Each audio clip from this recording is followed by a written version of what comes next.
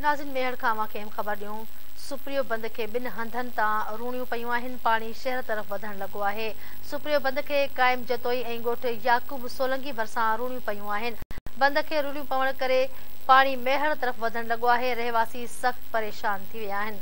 ख़बर अव्हां खे ॾेई रहिया आहियूं मेहर खां सुप्रियो बंद के ॿिनि हंधनि तां रूणियूं लॻियूं आहिनि। पाणी शहर तरफ़ वधण लॻो आहे। सुप्रियो बंद के क़ाइम जतोई ऐं ॻोठ याकूब सोलंगी भरिसां रूणियूं पयूं आहिनि। बंद खे रूणियूं पवण करे पाणी मेहर तरफ़ वधण लॻो आहे। रहवासी सख़्त परेशान आहिनि।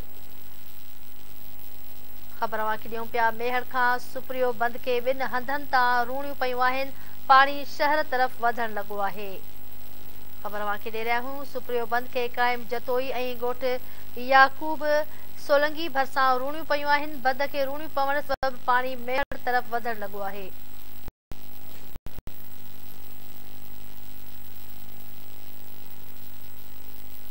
ख़बर अव्हां खे ॾियूं पिया मेहर खां सुप्रियो बंद के ॿिनि हंधनि तां रूणियूं पयूं आहिनि।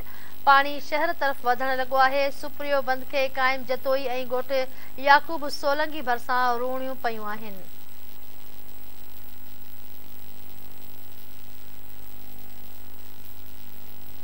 मेहर खां मां खे आगाह करे रहिया आहियूं सुप्रियो बंद के ॿिनि हंधनि तां रूणियूं पयूं आहिनि। पाणी शहर तरफ़ वधण लॻो आहे। सुप्रियो बंद के क़ाइम जतोई ऐं ॻोठ याकूब सोलंगी भरिसां रूणियूं पयूं आहिनि।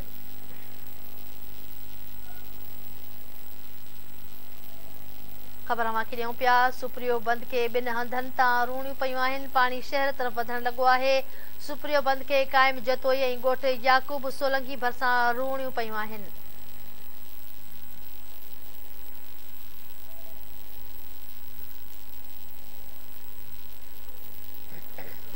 ख़बर अव्हां खे ॾियूं पिया नाज़रीन मेहर खां सुप्रियो बंद खे रूणियूं पयूं आहिनि। अहम ख़बर ॾेई रहिया आहियूं ॿिनि हंधनि तां रूणियूं लॻियूं आहिनि। पाणी शहर तरफ़ वधण लॻो आहे। सुप्रियो बंद खे क़ाइम जतोई ऐं ॻोठ याकूब सोलंगी भरिसां रूणियूं पयूं आहिनि।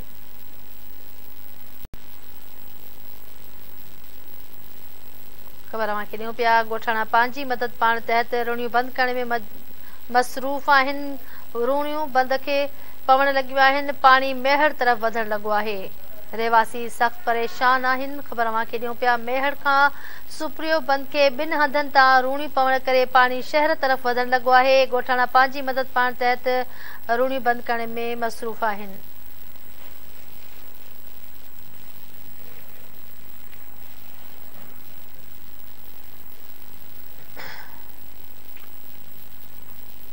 ख़बर अव्हां खे ॾियूं पिया मेहर खां सुप्रियो बंद के ॿिनि हंधनि तां रूणियूं पयूं आहिनि। पाणी शहर तरफ़ वधण लॻो आहे। सुप्रियो बंद के क़ाइम जतोई ऐं ॻोठ याकूब सोलंगी भरिसां रूणियूं पयूं आहिनि।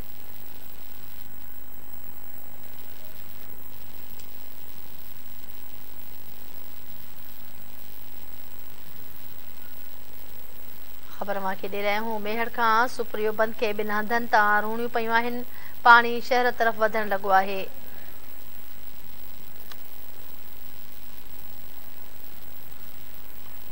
जी नाज़रीन अव्हां खे आगाह करे रहिया आहियूं सुप्रियो बंद के ॿिनि हंधनि तां रूणियूं पयूं आहिनि। पाणी शहर तरफ़ वधण लॻो आहे।